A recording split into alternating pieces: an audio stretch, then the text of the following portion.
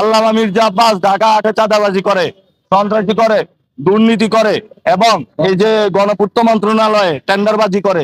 জাতীয় নির্বাচনের সংখ্যাগরিষ্ঠতা কোন দলটি পাবে এটি আসলে আগে বাগে এখনো বলা যাচ্ছে না। এটি আমার বাংলাদেশের অনেকগুলি নির্বাচনের মধ্যে এই নির্বাচনটাকে এই কারণে বিউটিফুল মনে হচ্ছে। আমরা এখনো জানি না আসলে সংখ্যাগরিষ্ঠতা কোন দলটি পাবে।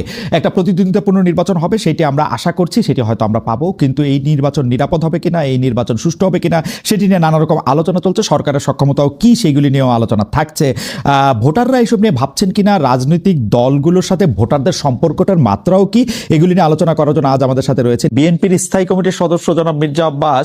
আমাদের সাথে আরো থাকছেন রাজনৈতিক ব্যক্তিত্ব জনাব নাসিরউদ্দিন পাটোয়ারী। আপনাকেও আমাদের অনুষ্ঠানে স্বাগত জানাই, আপনাকে ধন্যবাদ, কৃতজ্ঞতা এবং শুভেচ্ছা, আপনি আমাদের অনুষ্ঠানে যোগ দিয়েছেন সেই জন্য। আপনি আমাদেরকে বলছিলেন, আমাদেরকে না সবাইকেই বলছিলেন যে ফেব্রুয়ারিতে ইলেকশন হবে না, সেই বক্তব্য এখনো আছে কিনা। গতকালও আপনার একটা বক্তব্য এরকম ছিল, মানে ইসি ঘেরাও করে কমিশনকে পদত্যাগ করানো হবে, এই বিষয়ে দলীয় কর্মসূচি কোথায়, এটা আপনাদের দলীয় কর্মসূচি কিনা। আমরা এই ব্যাপারে একটু কনফিউজ কোথায় থাকি জনাব পাটোয়ারী। এনসিপির আসলে মুখপাত্রকে আমরা অনেক সময় দেখি, মানে কেউ একটা এরকম কথা বলতেছেন, পরে আবার আরেকটা কথা বলতেছেন। আমরা এইটার কারণ কি, মানে আপনি কি দলের মধ্যে সমালোচিত হন আপনার কিছু কথার জন্য? অনেকেই বলে থাকেন যে আপনি খুব ডাইরেক্ট কথা বলেন, অনেকে বলে থাকেন আপনি আপনার কথায় আবার অনেক সময় একটু অ্যারোগেন্সও প্রকাশ পায়। দুইটা বিষয় যদি আপনি বলেন, ফেব্রুয়ারিতে ইলেকশন হবে না সেটার ব্যাপারে আপনি আসলে এক আছেন কিনা, ইসি ঘেরাও করে কমিশনারকে পদত্যাগ করানো হবে, এই বিষয়ে দলীয় কর্মসূচি কবে?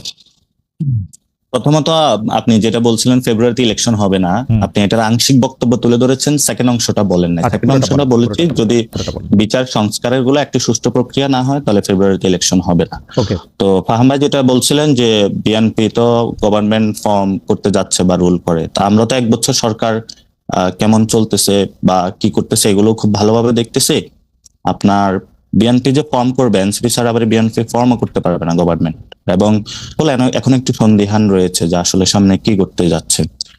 তো কিছু প্র্যাকটিক্যাল অ্যাসপেক্ট বলি, এগুলা তো আপনি যেহেতু প্র্যাকটিক্যাল অ্যাসপেক্ট গুলা পেতে চাচ্ছেন, এখন যেটা জামায়াত ইসলামী প্রভিশনাল যে কনস্টিটিউশনাল যে অর্ডার চাচ্ছে, এটা কিন্তু পিওসি বেসিক্যালি এটা পাকিস্তানে হয়েছিল। তো সেখানেও আমাদের কিছু রিজার্ভেশন রয়েছে, বিকজ দ্যাট পিওসির মাধ্যমে কিন্তু মার্শাল লর একটা সুযোগ সৃষ্টি হয়েছিল, তো সেখানে আইয়ুব খান ক্ষমতা এসেছিলেন, আর অনেকগুলো কাহিনী ঘটেছিল। এবং জামায়াত ইসলামের যে পলিটিক্স সেখানের মধ্য দিয়ে কিন্তু বিপ্লব বা যে কোনো কেওয়াজ হলে তাদের অনেক বেশি প্রফিট হয়, যেহেতু এটা রেভলিউশনারি ক্যাডার ভিত্তিক অর্গানাইজেশন। আমরা সেই জায়গাতেও খুব কনসার্ন থাকি যাতে এই ধরনের কোনো পরিস্থিতি সামনে সৃষ্টি না হতে পারে। সেকেন্ড যেটা হলো, বিএনপি বলছে যে একটি মানে 5 তারিখে একটা মিটিং হওয়ার কথা, সেখানে হোপসো বিএনপি এই পর্যায়ে এসেছে। আমি যতটুকু জানি তারা রাজি হবে যে একটি প্রেসিডেন্সিয়াল অর্ডারের মাধ্যমে এই প্রসেসটা আগানো, এবং ভবিষ্যতে সংসদে এসে তারা এই জিনিসটা করবে। তো এখন পর্যন্ত মানে এটার কিভাবে খুব ভালো করে সম্পন্ন করবে, এটাতে বিএনপিও একটি ভালো সলিউশন দিতে পারে নাই, জামায়াত ইসলামী একটি সলিউশন দিতে পারে নাই। আমি আলী রিয়াজ স্যার থেকে শুরু করে বাংলাদেশের মানে বিএনপির যিনি থিঙ্ক ট্যাঙ্ক হিসাবে লিগ্যাল ক্ষেত্রে ওনারা বুদ্ধি পরামর্শ নিয়ে থেকে, বোরান স্যার, রিদওয়ান স্যার থেকে শুরু করে জামায়াত ইসলামীর যারা বুদ্ধি নিয়ে থাকে, শিশির মনির, সবাই থেকে একটু কথা বলার সুযোগ হয়েছিল। সেই জায়গা থেকে যতটুকু বুঝি ওনারা হয়তো পলিটিক্যাল কারণে এই জায়গাটা বলতেছে, কিন্তু যখন আমরা তাদের সাথে তর্ক বিতর্ক এবং আলোচনার মধ্যে যাই, আমরা যে প্রপোজিশনটা দিয়েছিলাম নিউ কনস্টিটিউশন, সেই জায়গাটা ওনারা অনেকাংশে এগ্রি বা সম্মত হয়। কারণ বাংলাদেশের সত্যিকার অর্থে যদি আমরা ডেমোক্রেটাইজেশন এবং আমাদের অতীতের যে ইনস্টিটিউশনালের যে ভেঙে পড়ার দুরবস্থা থেকে বেড়ে আসতে চাই, সেই জায়গা থেকে ফাহাম ভাই একটি কথা বলেছিলেন একটু আগে, আমি ফাহাম ভাইকে খুবই সম্মান করি, যে বলেছিলেন নিয়মের মধ্যে থাকতে চান। তাহলে এই গণঅভ্যুত্থানকে পিপলকে আপনি ওয়েলকাম জানাইছেন নাকি জানান না? তাহলে আপনি নিয়মের মধ্যে থেকেই 5 বছর পরে যে ইলেকশনটা হবে সেই ইলেকশনের প্রসেসের মধ্যেই আপনি শেখ হাসিনাকে বিদায় করতেন, এবং গত 3টি ইলেকশনে আপনার এত ভোট ব্যাংক থাকা সত্ত্বেও আপনি নিয়মের মধ্যে থেকেই শেখ হাসিনাকে আপনি বিদায় করতে পারেন, মানে এবং শেখ হাসিনা হলো নিয়ম ক্রস করে ফেলছে। মানে আমি যে এজেন্সটা বলতে চাচ্ছি, আপনি কোশ্চেনটা করেছিলেন যে ফেব্রুয়ারিতে ইলেকশন হবে কিনা। তো আমরা যদি লিগ্যাল পার্সপেক্টিভ ওয়েতে দেখি, বাংলাদেশ 5 অগাস্টে গত বছরের যে জায়গাটা ছিল এখনো কিন্তু ওই জায়গাটা রয়ে গিয়েছে। এখনো 106 এর নিয়মের ব্যত্যয় করেই তো এই কাজগুলো এখন হচ্ছে, এবং সংবিধানের অধিকাংশ জায়গাটাই কিন্তু হলো অলরেডি এটা আছে নাকি নাই। কোনো কাজ সংবিধানের অধীনে হয়, কোনো কাজ সংবিধানের অধীনে হয় না। এবং বিএনপি ওই কাজগুলোতে সন্তুষ্ট না, কিন্তু রয়েছে। কিন্তু তাহলে কিন্তু আপনি- জনাব নাসিরউদ্দিন আপনি পাটোয়ারি, যদি- আমি একটা জিনিস বুঝছি, আপনারা তো সংবিধানটারই ছুঁড়ে ফেলে দিতে চাইতেছেন বা সংবিধানটারে আপনারা মানতে চাইতেছেন, তো সেই সংবিধানে এটা সংযুক্ত হোক এইটারই আপনারা এত বেশি গুরুত্ব কেন দিচ্ছেন? ডক্টর সালাম কিন্তু বলতেছিলেন যে এইটা নিয়মের বাইরে গিয়ে উনি বলতেছেন যে সংবিধানের চেয়েও কিন্তু এই আন্দোলন, এই অভ্যুত্থান, এই প্রমিস পোস্ট 5 আগস্ট অনেক বেশি গুরুত্বপূর্ণ, কিন্তু আপনারা সেই সংবিধানটার মধ্যে এটা চাইতেছেন কেন, যে সংবিধানটা আপনারা ফালা আমরা দিতে তো- চান? আপনি হয়তো মিস করেছেন, আমাদের জি। প্রস্তাবনাটা ছিল গণপরিষদ। আমরা তো এই সংবিধানের না না, মধ্যে থেকে গণপরিষদ চাই না, মানে এই যে এখন ইমপ্লিমেন্টেশনটা কখন হবে সেইটা আপনারা প্রেসিডেন্সিয়াল অর্ডার করেই কেন এটা চাইতেছেন, মানে কারণটা কি? আমরা তো প্রেসিডেন্সিয়াল অর্ডারের কথা বলি নাই, আমরা তো বলেছি নিউ কনস্টিটিউশনের মধ্য দিয়েই হোক, নিউ মানে কনস্টিটিউশন সবকিছু।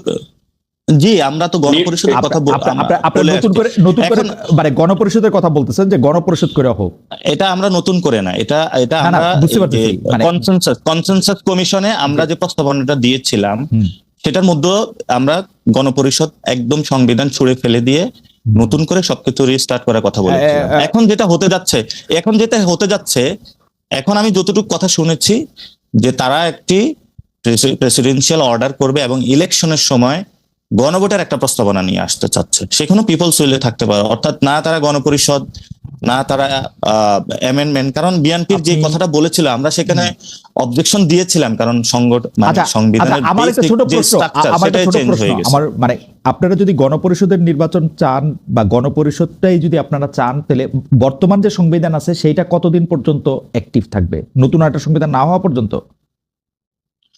গণপরিষদ যখন আমরা বলি তখন যখন গণ অভ্যুত্থানটা হয়ে গেছে পিপলস উইলের মধ্য দিয়ে, তখনই তো সব সংবিধানটা বাতিল হয়ে গিয়েছে। বাতিল হয়ে গেছে তো, কিন্তু- তাহলে এখন আপনি জি, বাতিল হয়ে গেছে। এখন আপনি বিচার কাজ, বাংলাদেশ সরকারের কাজ, সেটা কি দিয়ে চালাতেছেন তাহলে? এটা তো আমরা অনেক আগ থেকে বলে আসছি যে একটি যদি ঘোষণাপত্র হতো অথবা একটি পেপার হতো যেটা সবার মধ্য দিয়ে Okay. এবং সেটার মধ্য দিয়ে বাংলাদেশ পরিচালনাটা হলে ভালো হতো। এখান থেকে আমরা তো আমাদের জায়গা থেকে সরি নাই। আচ্ছা, এবং আচ্ছা, আমরা বুঝতে সে পারছি, বিষয়ে কিন্তু বলে আপনার আসছি। জায়গা থেকে সরেন সেটাতে, নাই, কিন্তু আপনারা মানে আচ্ছা, যাই হোক, আমি এটা নিয়ে আর আপনার সাথে বিস্তারিত কথা নিশ্চয়ই আরেকদিন বলবো। আমি আপনাকে আপনার দুটা কথা বা আপনাদের দলের দুইটা কথা একটু স্মরণ করে দিতে চাই। যে আপনাদের দলের একজন নেতা সামান্তা শারমিন, তিনি খুব যুগান্তরকে বলেছেন যে নির্বাচনের আগে বিশেষ প্রকল্প ফাঁস করা হবে। আপনার কাছ থেকে আমরা একটু জানতে চাইবো যে সেই বিশেষ প্রকল্পটা আসে কি। আপনারকে আমরা কোট করছি, যেখানে আপনি বলতেছেন যে বেশ কয়েকজন উপদেষ্টা দুর্নীতিতে জড়িয়েছে, অনেকের আত্মীয় স্বজনের খবর আমরা পাচ্ছি, উপদেষ্টাদের কে কে দুর্নীতির সাথে যুক্ত হয়েছে তা জনগণের সামনে প্রকাশ করবে এনসিপি। এগুলি এনসিপির নিজস্ব, মানে আপনাদের নিজস্ব, আপনারা যারা এনসিপির নেতা আছে তাদের নিজস্ব ভাবনা নাকি এনসিপির দলীয় ভাবনা, এইটা একটু আমরা আপনার কাছ থেকে শুনবো। প্রথমত দুইটা বিষয়, আমাদের পলিটিক্যাল এরিনাতে যারা লিডার বা বিএনপি অ্যাক্টিভিস্ট বলেন বা জামায়াতের পলিটিক্যাল লিডার বা অ্যাক্টিভিস্ট, ছোট মুখে বড় কথা, তাদের মধ্যে দুইটা বিষয়, একটা হলো চাতুরতা আর একটা হলো অজ্ঞতা। তো আমি যেভাবে মির্জা ফখরুলকে দেখি, উনি ছাত্র ইউনিয়ন করছে তো উনি হয়তো প্র্যাকটিক্যালি চিন্তা করেন না। আমি আবার এখানে ওনার কিছু অজ্ঞতা আছে। ওনাকে এক রাতে পুরো বাংলাদেশের হলো স্টুডেন্ট সোসাইটি একটা কথা বলার কারণে ওনার বিরুদ্ধে ক্যাম্পেইন করছিল, তখন আমি একটা স্ট্যাটাস দিয়েছিলাম, don't do it, he is the গণ অভ্যুত্থানে ওনার বড় অনেক অবদান রয়েছে, ফলে সবাই এটাতে নীরব থেকেছে। উনি কয়েকদিন আগে ইন্ডিয়ার প্রশ্নে যে সাক্ষাৎকারটা দিয়েছেন, কথা বলেছেন, এটা পরবর্তীতে এআই নাকি এআই না, কিন্তু এটা জনমনে একটা দোয়াশা সৃষ্টি করেছে। কিন্তু বিএনপির মধ্যে অথবা আমাদের পলিটিক্যাল এরিনাতে চতুর একজন লোক আছেন, সেটা হলো সালাউদ্দিন। যদি অজ্ঞ বলি, না, অজ্ঞতার জায়গা থেকে, সরি জি। আমাদের যা আমরা দেখে আসতেছি, ওনাকে অনেক সজ্জন জানে, অনেক সজ্জন দেখেন। না না, কিন্তু আমাদের প্রশ্ন মির্জা ফখরুলের আপনার নিয়েই তো আমাদের। আমি প্রশ্নতে আসছি। জি জি, বলেন। তো যেই কোশ্চেনটা আপনি করেছিলেন যে মির্জা ফখরুলের এখানে ইউনুস স্যারের বিষয় না, বিষয়টা হলো মির্জা ফখরুলের খুব ভাই বেড়াদার, যে রুমে বসে গল্প করেন, জাতীয় পার্টি নিয়ে দুজন বন্ধু আছেন, রুমমেট ক্লাসমেট যাই বলি না, এখন উনি ওই জায়গায় কট খায় গেছেন। সো আমি আপনার কথা অবশ্য খুব মানে ফলো করতে পারতেছি না, মানে মির্জা মানে আপনি ওয়াহিদউদ্দিন ভাই, সালাউদ্দিন ভাই আছেন, মানে এখানে মির্জা ফখরুলের একটা বড় ভূমিকা রয়েছে। আপনি এই পলিটিক্যাল এরিনাতে ওনার জায়গাগুলো অ্যাভয়েড করতে পারেন না। কনসেনসাস কমিশন আবার সালাউদ্দিন রয়েছেন এবং উনি ওই জায়গায় চতুরভাবে এখানে বাংলাদেশের মানুষের সাথে অনেকগুলো কাজ করতেছেন, যেটা হলো আসলে ওনার ব্যক্তিত্বের সাথেও যায় না, হয়তো পার্টিগত কারার জায়গা থেকে এগুলো আচ্ছা, করেন। আমরা এটা নিয়ে নিশ্চয়ই এখন আপনার প্রশ্ন আসে যে উপদেষ্টাদের মধ্যে যেটা শুনেছে, আমরা শুনতে পাচ্ছি, আমরা যখন নাগরিক কমিটি গঠন করেছিলাম অথবা এই সরকারকে দুইটা বিষয়, যে সরকার যদি কোনো ভালো কাজ করে সেটাতে আমরা সাপোর্ট দিব, কোনো যদি খারাপ কাজ করে সেটাতে আমরা বলছি সমালোচনা করব এবং জবাবদিহিতার আওতায় নিয়ে আসব। তো বাংলাদেশে প্রধানমন্ত্রী শাসিত শাসন বা ইউনিটারি গভর্নমেন্টের একটা জায়গা সেন্ট্রাল বডি হওয়ার কারণে সবাই ইউনূস স্যারের দিকে আঙ্গুল তুলে। ইউনূস স্যার তো একা সবকিছু করবে না, তার অনেকগুলো হ্যান্ডস রয়েছে, উপদেষ্টা মহলগণ, একটা ফাইল সচিব পর্যন্ত যায়, অনেক সময় উপদেষ্টাও জানে না। তো রিসেন্টলি মানে আমাদের অফিসও যখন আমরা বসি, তারপরে হলো যখন আমি ওই দিন এক রিক্সাতে উঠলাম, সে অনেক রিক্সা একটু নিয়ে যায়, রিক্সার পিছন থেকে অনেকগুলো কাগজ ফাইল বলে একটা তদবির করতে চায়। আমি বললাম ভাই এগুলা তো আমরা এগুলা করতে পারবো না। বলে যে অমুক বিএনপির নেতা করে, অমুক জামায়াতের নেতা করে, অমুক উপদেষ্টারা তো এটা করে ফেলছে, আপনার কাছে আগে আসছিলাম। তো অনেক ফাইলগুলো যেগুলো আসে আমাদের কাছে অনিয়ম বিভিন্ন জিনিস তদবিরের জন্য মানুষ আসে, তো আমরা যখন কোনো জিনিস নেগেট করে যাই, এগুলো আসলে স্টেটের সাথে যায় না, এগুলো মানুষের সাথে, মানুষের ট্যাক্সের টাকাতে এটা প্রবলেম হবে।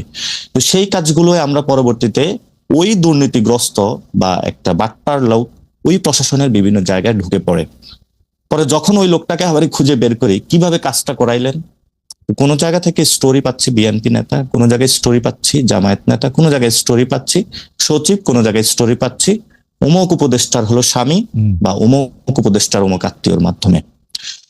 এখন আসি যে ডকুমেন্টস, আমরা কিছু ডকুমেন্টস কালেক্ট করতেছি যারা এই কাজগুলো করেছে, যাদের মধ্য দিয়ে করেছে, এবং আমাদের মনে হচ্ছে যে প্রত্যেকটা গভর্নমেন্টের জন্য পার্লামেন্ট রয়েছে, যারা সংসদে নির্বাচিত হয়ে যায়, সেখানে আলোচনা হয়, বিরোধী দল থাকে, আলোচনা হয়। যারা এই সরকার রান করতেছে তাদের তো জনগণের কাছে জবাবদিহিতার জায়গাটা থাকা উচিত।